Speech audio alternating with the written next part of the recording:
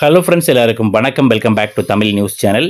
இந்த வீடியோ பதிவில் நாம அரசு ஊழியர்கள் மற்றும் ஓய்வூதியர்களுக்கு 2025ஆம் ஆண்டின் இரண்டாவது அரையாண்டிற்கான அகவிலைப்படியை பொறுத்த வரைக்கும் 59% உயர்த்தி வழங்கப்படுவதற்கான ஒரு சூப்பரான அறிவிப்பானது வெளியாயிருக்குது. ஸோ இது தொடர்பான முழுமையான விவரங்களை வீடியோ தெரிஞ்சுக்கலாம். வீடியோவை ஸ்கிப் பண்ணாமல் முழுமையாக பாருங்கள். இதுபோல் அரசு ஊழியர்கள் மற்றும் ஓய்வூதியர்களுக்கு தினசரி வெளியாகக்கூடிய பல்வேறு முக்கியமான அறிவிப்புகளை நீங்கள் மிஸ் பண்ணாமல் தெரிஞ்சுக்க நம்ம சேனலை மறக்காமல் சப்ஸ்கிரைப் பண்ணிக்கோங்க. வாங்க வீடியோக்குள்ளே போகலாம். மத்திய மாநில அரசினுடைய பல்வேறு துறைகளிலையும் பணிபுரிந்து வரக்கூடிய அரசு ஊழியர்கள் மற்றும் ஓய்வூதியர்களுக்கு அவ்வப்போது இருக்கக்கூடிய விலைவாசி உயர்வு மற்றும் பணவீக்கத்தை சமாளிக்கக்கூடிய வகையில் ஆண்டிற்கு 2 முறை, அதாவது 6 மாத காலத்திற்கு ஒரு முறை அகவிலைப்படி, அதேபோல் ஓய்வூதியர்களுக்கு அகவிலை நிவாரணத்தை உயர்த்தி வழங்குவது வழக்கம். ஸோ இந்த அகவிலை நிவாரணத்தை பொறுத்த வரைக்கும் ஊதியக்குழுவினுடைய பரிந்துரைகளையும் மென்ஷன் பண்ணியிருக்காங்க. அதாவது 7வது ஊதிய நடைமுறைக்கு வரும்போதுமே 6 மாத காலத்திற்கு ஒரு முறை அந்த ஏஐசிபி பாயிண்ட்ஸை பேஸ் பண்ணி இந்த அகவிலைப்படி உயர்த்தி வழங்கணும் அப்படின்றது ஒரு ஊதியக்குழுவுடைய ரெக்கமெண்டேஷன். அதான் இப்போ வரைக்கும் ஃபாலோ பண்ணிட்டு வர்றாங்க.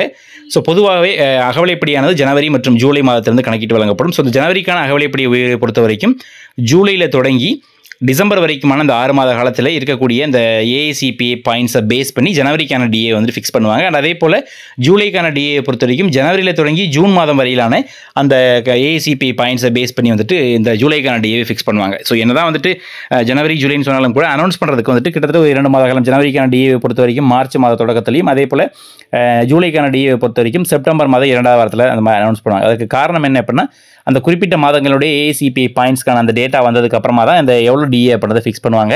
ஸோ இப்போ பொறுத்த வரைக்கும் இப்போ ஜூலைலேருந்து டிஏ செகண்ட் ஹாஃப் இயர்லியான தொடங்கியிருக்கு இல்லைங்களா, இதற்கான டிஏவை பொறுத்த வரைக்கும் இன்னும் ஜூன் மாத டேட்டா கிடைச்சதுக்கு அப்புறமா தான் இந்த எவ்வளோ அகவிலைப்படி உயர்த்துவோம் அப்படின்றத ஃபிக்ஸ் பண்ணுவாங்க. ஆனால் தற்போது வரைக்கும், அதாவது மே மாத வரைக்குமான டேட்டா, ஏஐசிபி டேட்டா கிடைக்கப்பட்டிருக்கு. ஜூன் மாத டேட்டாவை பொறுத்த வரைக்கும் பெரும்பாலும் ஆகஸ்ட் ஃபர்ஸ்ட் வீக்கில் இந்த ஏஐசிபி பாயிண்ட்ஸ் கிடைச்சிடும்.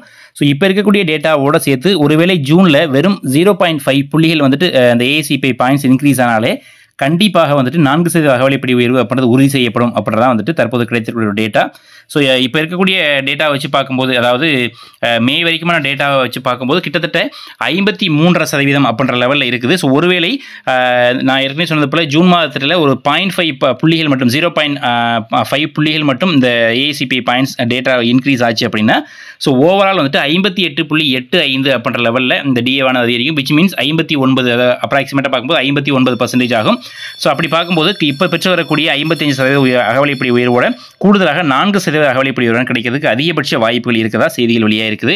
ஸோ ஏற்கனவே கடந்த ஜனவரியிலேருந்து வழங்கப்பட்ட அகவிலைப்படி உயர்வு வெறுமனே 2%, கிட்டத்தட்ட முன்னெப்போதுமே இல்லாத அளவுக்கு மிக குறைந்த அளவிலான ஒரு அகவிலைப்படியானது இந்த 2% பண்ண மாதிரி கொடுத்துருந்தாங்க. ஸோ அதில் ஏற்கனவே அதிருப்தி இருக்கக்கூடிய அரசு ஊழியர்களே ஓரளவுக்கு சமாதானப்படுத்தக்கூடிய வகையிலையும் சரி, அதே போல் இந்த ஏஐசிபி டேட்டாவுமே ஓரளவுக்கு உயர்ந்திருக்கனால நான் ஏற்கனவே சொன்னது போல் ஜூனில் 0.5 புள்ளிகள் மட்டும் உயர்ந்தாலே போதும், கண்டிப்பாக 4% அகவிலைப்படி உயர்வு உறுதி செய்யப்பட்டிருக்கு அப்படின்னு சொல்லலாம். ஸோ நிச்சயமாக இந்த ஒரு தகவலானது அரசு ஊழியர் மற்றும் ஓய்வூதியர்களுக்கு ஒரு மகிழ்ச்சியை ஏற்படுத்தியிருக்கும் அப்படின்னு நினைக்கிறேன். ஸோ இதை பற்றின உங்களுடைய கருத்துக்களை மறக்காமல் கமெண்ட் எழுதுங்க. வீடியோ பிடிச்சதுனா லைக் பண்ணுங்கள், நண்பர்களோட ஷேர் பண்ணிக்கோங்க. தினசரி இது போன்ற வெளியாகக்கூடிய பல்வேறு முக்கியமான அப்டேட்டுகளை மிஸ் பண்ணாமல் தெரிஞ்சுக்க நம்ம சேனலை சப்ஸ்கிரைப் பண்ணிக்கோங்க. மீண்டும் சந்திப்போம். நன்றி, வணக்கம்.